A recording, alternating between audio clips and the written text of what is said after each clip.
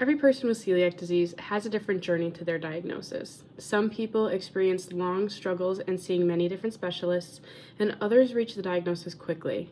To reach the diagnosis, there's an initial blood test that looks for antibodies that are made in a person with celiac disease. If that comes back positive, next is an endoscopy where a camera is put down your mouth into your small intestine and biopsies are taken that look for villus atrophy or the blunting of villi, which happens when someone with celiac disease eats gluten. Some people only get diagnosed with celiac disease after a family member does because testing is recommended for family members of people diagnosed with celiac disease. For me, it was a long, drawn-out struggle for about 3 to 4 years where I saw many different specialists and had a hard time reaching the diagnosis. There are 2 ways to think about what happens when a person with celiac disease eats gluten. The first one to think about is the physiologic reaction that takes place when gluten is ingested, and the second one is the symptoms that the person with celiac disease experiences. When gluten is ingested, the physiologic reaction is the same in every person with celiac disease, meaning everyone with celiac disease will have an autoimmune response where the body attacks the villi and the small intestine and causes blunting of the villi. The symptoms that take place following ingestion of gluten is different for every person with celiac disease. Some experience no symptoms, some have mild symptoms, and some have really severe symptoms that can lead them to the ER. For example, when I eat gluten, my stomach gets really upset, I get really bad cramping and pain, I experience brain fog, I lose a lot more hair than normal, and I experience stomach and joint pain and also fatigue. And my reactions can last for a couple weeks to a month depending on how much gluten I ingested. Others have experienced symptoms for longer, and some people may experience symptoms for a shorter period of time. It depends on the person. In a person with celiac disease, damage to the small intestine can happen with even the smallest crumb of gluten. A study found that as little as 10 milligrams of gluten per day can cause damage to the small intestine. 10 milligrams may seem like a lot, but it's the same as 350th piece of bread or a crumb of gluten. Even just taking the bun off a burger or avoiding the crust of the cheesecake can cause someone with celiac disease to have damage to the small intestine and can make them very sick. Because such a little amount of gluten can cause damage to the small intestine, it is important to avoid contact with gluten-containing foods, and it is why people with celiac disease cannot just take the bun off or avoid crusts of food. It is why people with celiac disease often will turn down just one bite in gluten. A bite of something with gluten is not worth the pain or the reaction or the damage it causes. I know a lot of times I've heard people say, just one bite won't hurt, but it will. And I can't just scrape the crust off of something or scrape the top off of something because there's still going to be crumbs on the food, and that can make me really sick, and it's not worth it. When a person says that they can't eat gluten, there could be many different reasons why. One reason includes non-celiac disease, gluten intolerance, or sensitivity. This is where someone who is tested negative for celiac disease still has an adverse reaction to eating gluten. In these individuals, no autoimmune reaction takes place and damage is not done to the small intestine, but gluten still causes an upset stomach, diarrhea, or other symptoms. These individuals often go gluten-free because they find they feel better when avoiding gluten. Celiac disease, however, is where an autoimmune reaction takes place following the ingestion of gluten. Celiac disease is not an allergy. It's an autoimmune disease that leads to damage of the small intestine after gluten is ingested. However, many people with celiac disease use the term gluten allergy when describing their condition to others because it's more familiar of a term to other people and they realize the severity of celiac disease. When eating out at restaurants, I find that I often describe my disease as a gluten allergy so that the chefs and food handlers know to be extra careful handling my food and to help minimize the risk of cross-contamination. If I say that I have celiac disease or gluten intolerance, they don't always take it as seriously as they would if I were to say I have an allergy. That's why a lot of people with celiac disease just explain it as an allergy because it's a lot easier for other people to recognize the severity of gluten ingestion in people with celiac disease. If you're trying to cook for someone with celiac disease, or if you're just curious and unsure if the ingredients you're using are gluten-free, it's always better to ask the person with celiac disease.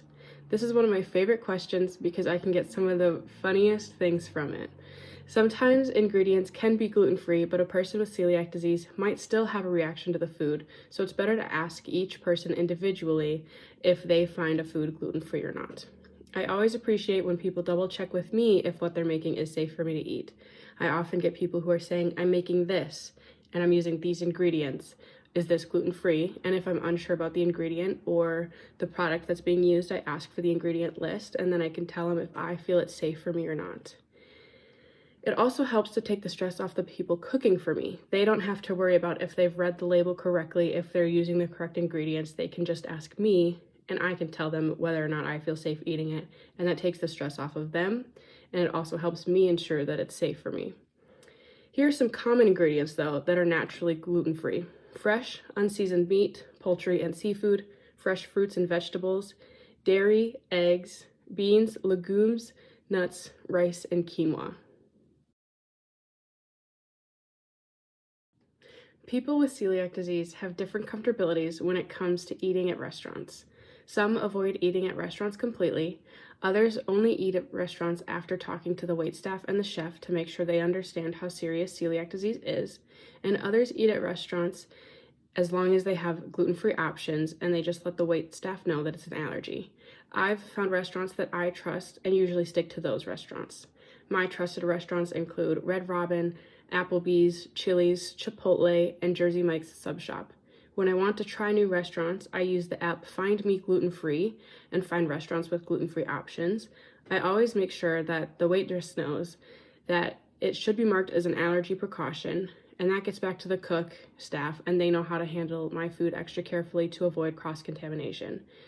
This way, they change the gloves and clean the area where they make my food. I found that this works well for me and allows me to have more freedom at eating out at restaurants and allows me to go out with friends more and be social in that aspect.